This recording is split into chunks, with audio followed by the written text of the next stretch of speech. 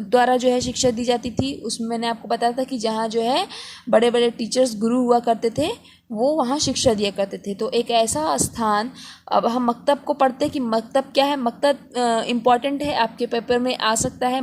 एक नंबर में मकतब को दर्शाइए। तो मकतब क्या है? मकतब अरबी भाषा के कुतुब शब्द से बना है जिसका अर्थ है लिखना। ठीक है। फिर इस प्रकार मकतब का अभिप्राय वह स्थान जहाँ लिखना सिखाया जाए। मकतब का जो है क्या अर्थ निकलता है कि वह स्थान जहाँ जो है लिखना सिखाया जाए। मकतब को थोड़ा और हम डिटेल में देख लेते हैं कि इसमें जो है प्रारंभिक शिक्षा 2 प्रकार से प्रचलित थी मकतब में। ठीक है। कैसे प्रारंभिक शिक्षा 2 प्रकार से प्रचलित थी? इसमें पहला जो प्रकार था उसमें जन साधारण के लिए, जिसमें बालकों को लिपि का ज्ञान कराया जाता था। इसमें जो है सभी बच्चों को जो है एक साथ शिक्षा दी जाती थी। ये फर्स्ट स्टेप था। इसमें सेकेंड स्टेप क्या था कि इसमें जो शहजादों को शिक्षा दी जाती थी वो उनके पिता के संरक्षण में रखा जाता था उन्हें। ठीक है। तथा उनके लिए एक स्पेशल मौलाना रखा जाता था। मौलाना अर्थात जैसे कि हम लोग टीचर्स वगैरह कहते हैं। तो दूसरा जो स्टेप था प्रारंभिक शिक्षा में मध्यकालीन में, उसमें जो है जो राजा वगैरह महाराजाओं के जो बेटे हुआ करते थे वो लोगों को अपने पिता के संरक्षण में शिक्षा दी जाती थी। उनको स्पेशल क्लासेस दी जाती थी और उसमें जो है एक उनका स्पेशल टीचर हुआ करता था। ठीक है।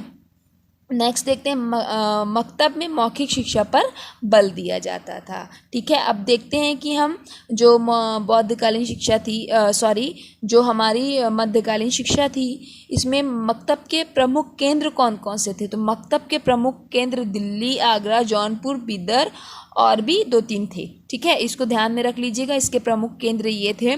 इस शिक्षा के अंतर्गत अकबर ने आगरा में मदरसे बनवाए थे। अकबर जो क्या किए थे, आगरा में मदरसे बनवाए थे। किस शिक्षा के अंतर्गत? मध्यकालीन शिक्षा के अंतर्गत।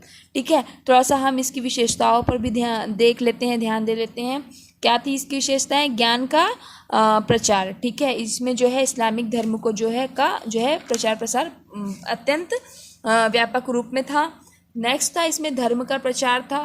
भौतिक सुखों में वृद्धि थी। वो लोग अपने रहन सहन में जो है सारी चीज़ों को का जो है देख लेते थे कि पर्याप्त है कि नहीं है। वो अपने रहने के लिए सुख किस तरीके से हो, इस पे वो ज़्यादा डिपेंड दिया करते थे मध्यकालीन शिक्षा के अंतर्गत। ठीक है। जैसे कि मुगलकालीन शिक्षा के अंतर्गत। ठीक। संस्कृति का प्रचार, वो अपना जो है कल्चर का ज़्यादा प्रचार प्रसार किया करते थे। अब वो उनका रहना सहना कैसे, बिहेवियर कैसे है, वो सारी चीज़ों का वो प्रचार प्रसार किया करते थे। छात्रावास, इसमें जो है जो बच्चे मदरसों में रहा करते थे उन्हें जो है फ्री ऑफ कॉस्ट जो है मीन्स दैट कि उनको ना खाने का पैसा लगता था और ना ही कपड़े वगैरह का। ठीक है। उनसे कोई निःशुल्क उनको शिक्षा दी जाती थी वहाँ पर, और प्लस वो जो वहाँ रहते थे वहाँ उनको खाना वगैरह फ्री में मिला करता था।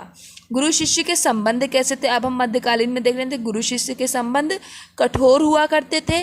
कोड़ों का उपयोग दंड के रूप में प्रयोग होता था। इसमें जो है मध्यकालीन शिक्षा में गुरु और शिष्य के संबंध स्ट्रिक्ट हुआ करते थे। और इसमें जो है गुरु जो है वो कोड़ों से जो है, कोड़ा जो चमड़े का होता है बना हुआ, उस तरीके से जो है as a belt, example for that belt type में होता था।